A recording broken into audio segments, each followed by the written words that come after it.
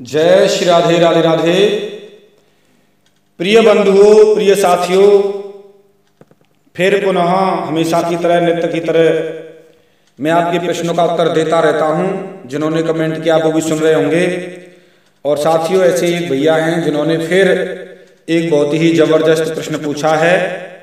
और साथियों, प्रश्न है कि श्री हनुमान जी ने सीता जी को कंधे पर कब बैठाया और क्यों बैठाया। तो साथियों, ये प्रश्न पूछा है। दूसरा प्रश्न है कि सीता जी ने 100 मुख रावण को कब मारा था, कैसे मारा था। तो साथियों, दो प्रश्न पूछे गए हैं कि हनुमान जी ने सीता जी को अपने कंधे पर कब और क्यों बैठाया था, और सीता जी ने काली बनकर 100 मुख रावण को कब और कैसे मारा था। साथियों, दो प्रश्न पूछे गए हैं और दोनों प्रश्न का उत्तर मैं देने जा रहा हूं। साथियों, अगर आप मेरे चैनल पर नए, सब्सक्राइब नहीं किया तो कर लीजिए। और साथियों, यहाँ पर एक प्रश्न में दो प्रश्न घुसे हुए हैं, क्योंकि दो प्रश्न इस प्रकार हैं कि 100 मुख रावण की बात हो रही है। यहाँ पर सीता जी ने 100 मुख रावण को भी मारा था और सहस्त्र मुख रावण को भी मारा था। 100 मुख रावण को भी और 1000 मुख रावण को भी, दोनों को ही मारा है। अलग अलग रूप से मारा है, अलग अलग तरीके से मारा है। और साथियों, सहस्त्र मुख 1000 मुख रावण का प्रसंग हम फिर सुनाएंगे कभी, क्योंकि वो प्रकरण लंबा है। यहाँ पर आप 100 मुख रावण का ही सुन लीजिए। और साथियों, मैं अपनी बात को यहाँ से शुरुआत कर रहा हूँ कि 100 मुख रावण कैसे और कब कहाँ रहता था, क्या था, उसका प्रकरण क्या है साथियों। और मैं शास्त्रों से प्रमाण के साथ में कह रहा हूँ, और इसमें कोई अतिशयोक्ति नहीं है। कभी भी विद्वान कोई भी कमेंट कर सकता है। लघु सिद्धांत कौमुदी का अध्ययन किया, उनको उत्तर दिया जाएगा। चलिए साथियों, मैं यहाँ पर अपनी मुख्य बात को कहना चाह रहा हूँ कि 100 मुख रावण कहाँ रहता था, क्यों था, क्या प्रकरण है, कैसा है। मैं उस गहरे रहस्य को बता देता हूँ, फिर उसके बाद की बात करूंगा। चलिए साथियों, मुख्य विषय की ओर आते हैं। तो साथियों, बात यहाँ से शुरुआत होती है कि कुंभकर्ण के बेटे निकुंभ, कुंभकर्ण का जो पुत्र था निकुंभ था, उसकी स्त्री बच्चा पैदा करने के लिए किसी दूसरे द्वीप में रहने वाले अपने पिता के घर गई थी। उसको पता था यहाँ पर इस रावण की लंका में अत्याचार हो रहा है और यहाँ नहीं रहना चाहिए, मैं भी मारी जाऊंगी, क्योंकि राम जी किसी को नहीं छोड़ेंगे।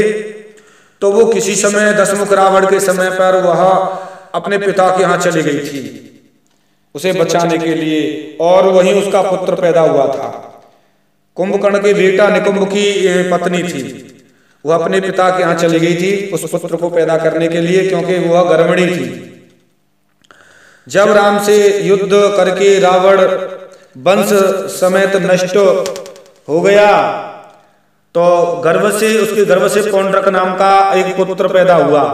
उसका नाम था पौंड्रक। श्रोणी नदी के तट पर मायापुरी नाम की नगरी में एक 100 सिर वाला रावण रहता था। साथ ही उसका हमने पता भी बता दिया, कहाँ रहता था, कैसे रहता था, कौन था। इसमें आपको संयुक्त असमंजस नहीं होना चाहिए। और 100 मुख रावण कौन था, कहाँ रहता था, और सुनिए। श्रोणी नदी के तट पर मायापुरी नाम की नगरी में एक 100 मुख रावण नाम का रावण रहता था, जिसके 100 मुख थे। 100 मुख थे तो इसलिए उसका नाम 100 मुख रावण पड़ गया, 100 सिर वाला पड़ गया। 100 सिर रावण रहता था, उसके 200 भुजाएं थी। पौंड्रक ने उस रावण की सहायता से विभीषण को परास्त कर दिया, और वह 100 मुख रावण के साथ लंका में राज्य करने लगा। अब विभीषण जी डर के मारे राम जी की शरण में आ गई, भगवान कृपा करो, कृपा करो, मुझको तो वहां पर परास्त करके भगा दिया है, क्या करूं। 100 मुख रावण और पौंड्रक आ गया है, जो कुंभकर्ण का नाती, वो बहुत ही धुरंधर हैं, बहुत ही उद्यमी हैं, बहुत ही क्रूर हैं। मेरा राज्य ले लिया, भगवान आपकी शरण के सिवा दूसरी कोई मेरी नजर में कोई शरण नहीं है, हे शरणागत। राम जी बोले अच्छा, ऐसी बात है। उस समय विभीषण राम जी के पास गए और उन्होंने अपना सारा वृतांत बताया। भगवान ऐसा ऐसा ऐसा पूरा वृतांत बता दिया। तब विभीषण की सहायता के लिए राम जी अपनी सारी सेना के साथ में, पूरे विधि विधान के साथ में चल दिए। मित्र की उस दुख भरी कहानी को सुनकर राम जी अब यहां से बात आती है, राम जी सीता और विभीषण के साथ लंका चल दिए। क्योंकि सीता जी को इसलिए साथ ले जा रहे थे क्योंकि वो जानता था विभीषण क्योंकि ये इसको वरदान है स्त्री के हाथ से मरने का, क्योंकि ये राम जी किसी पुरुष के हाथ से नहीं मर सकता, इसको इसलिए वरदान है, इसलिए हो सकता है सीता जी को साथ लेते चलिए। इस कारण से राम जी सीता जी को साथ लेकर अपनी सेना के साथ में, सभी के साथ में, विभीषण के साथ लंका को चल दिए। वहां पहुंचकर उन्होंने 100 मुख वाले रावण तथा पौंड्रक को युद्ध किया, भयंकर युद्ध किया साथियों। और यहाँ पर बात आ रही है तो एक प्रसंग और आ रहा है कि उस समय भयंकर युद्ध हुआ है, तो उस युद्ध में राम जी सभी भाइयों के साथ में मूर्छित हो गए हैं। और यह सब सीता जी देख रही थी। सीता जी देखते देखते देखते यानी कि इसके जितने भी खून के बूंद गिरती हैं उतने ही रावण पैदा हो जाते हैं। इस रावण के अंदर ये क्या है। और उसी समय वहां पर गर्गाचार्य जी आए हैं और गर्गाचार्य जी को सीता जी को मंत्र दिया है गर्गाचार्य जी ने। और मंत्र देने के पश्चात सीता जी ने उस मंत्र का जाप किया है। हनुमान जी प्रसन्न हो गए और विश्व रूप धारण किया है। और साथियों वहां पर हनुमान जी ने अपना पंचमुख रूप धारण किया है। एक मुख उनका बानर का, दूसरा मुख उनका नरसिंह का, तीसरा गरुड़ का, चौथा सुअर का, पांचवा घोड़े का है ग्रीव का। और महाभयंकर विराट रूप धारण किया हनुमान जी ने। और इतना विराट और इतने हनुमान जी पैदा हो गए, भयंकर हनुमान जी पैदा हो गए। अब जैसे ही खून गिरता था हनुमान जी ने पूंछ बढ़ा दी और खून नीचे नहीं गिरने लगा और रावण नहीं उत्पन्न हुए वहां पर। और इस समय क्या किया है कि साथियों आपके प्रश्न का उत्तर दिया जा रहा है। और हनुमान जी ने विराट रूप धारण करके वहां पर अपनी माता सीता जी को अपने कंधे पर बैठाकर वहां पर सीता जी ने काली रूप धारण किया, भयंकर रूप धारण किया साथियों। काली रूप धारण करके, भयंकर विराट रूप धारण करके कंधे पर बैठकर और उस राक्षस से भयंकर युद्ध किया है। और हनुमान जी ने अपनी पूंछ फैला दी थी, चारों तरफ बड़ी कर ली, जिससे उस राक्षस का खून नहीं गिरे। और खून नहीं गिरा तो राक्षस पैदा नहीं हुए।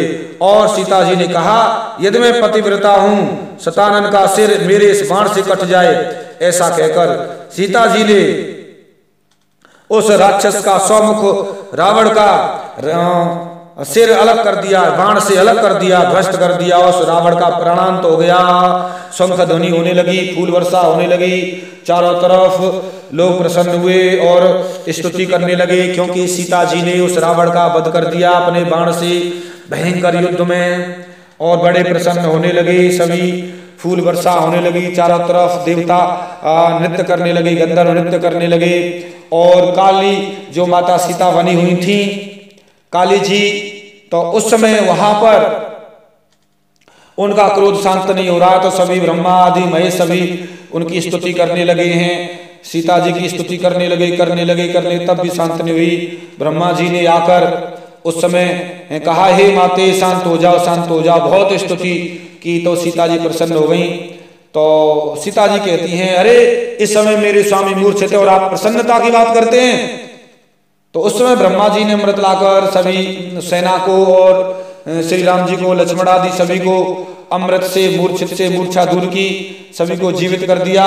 सभी प्रसन्न हो और सीता जी अपने असली रूप में आ गई और सभी उस समय वहां पर चल दिए और रावण का वध करके।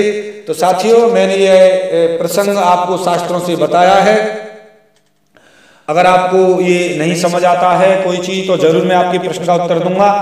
और ये दिव्य ग्रंथ कॉपी कोड H2 और ये AR से मैं इस समय प्रसंग से बोल रहा हूं और मैंने ये प्रसंग का प्रमाण दिया है साथियों। ये कोड वर्ड के अनुसार प्रमाण दिया है साथियों। आपको जरूरी बात समझ आई होगी। अगर नहीं आई है तो बार बार वीडियो को रोक कर आप सुन सकते हैं, याद कर सकते हैं। फिर भी कोई चीज नहीं समझ आती है कमेंट करें, मैं आपके प्रश्न का उत्तर दूंगा जरूर साथियों। और मैंने आपके प्रश्न का उत्तर दिया और फिर भी कोई साथियों कमी रह गई हो तो साथियों मिलता हूं किसी एक विशेष गहरे रहस्य के साथ में। तब तक के लिए जय श्री राधे राधे राधे, जय श्री राधे राधे राधे, जय श्री राधे। क्योंकि साथियों यहाँ पर लोग कमेंट करते रहते हैं और जो कमेंट अच्छा लगता है और प्रश्न का उत्तर मेरी नज़र में आता है तो मैं प्रश्न का उत्तर देता हूं। और साथियों, सभी कमेंट करने वालों से निवेदन है, क्योंकि आपके प्रश्न का उत्तर ढूंढने में बहुत समय लगता है, क्योंकि मैं शास्त्रों से बोलता हूं। अगर विलंब हो जाता तो गलती क्षमा करते रहिए, क्योंकि ऐसा होता रहता ही है। और ठीक है साथियों, मिलता हूँ। जय श्री राधे, राधे राधे, जय श्री राधे।